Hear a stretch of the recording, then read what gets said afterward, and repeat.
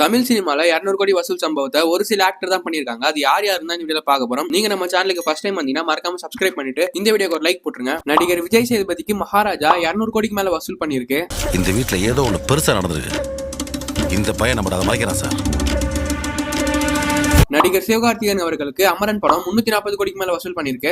இந்த ஆபரேஷனுக்கு எவனோ முகத்தை மூடாத. இதான் என் முகம். இந்தியன் ஆர்மியோட முகம் அங்க இருக்கவனுக்கு காட்டு. நடிகர் சியான் விக்ரமுக்கு ஐ படம் 240 கோடிக்கு மேல வசூல் பண்ணிருக்கு.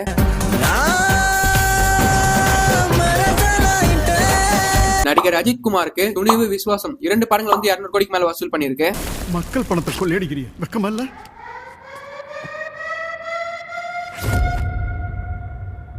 நடிகர் கமல்ஹாசனுக்கு தசாவதாரம் விஸ்வரூபம் 200 கோடி வசூலும், விக்ரம் 450 கோடி வசூலும் பண்ணிருக்கு. இருங்க குழந்தை, போடுறவன.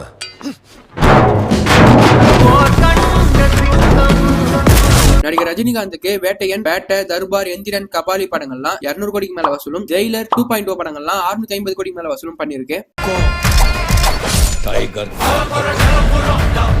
நடிகர் விஜய்க்கு மெர்சல், சர்க்கார், பிகில், மாஸ்டர் பீஸ்ட் எல்லாம் 200 கோடிக்கு மேல வசூலும், வாரிசு, கோட் 300 கோடிக்கு மேல வசூலும், லியோ மூவி 650 கோடிக்கு மேல வசூலும் பண்ணிருக்கு.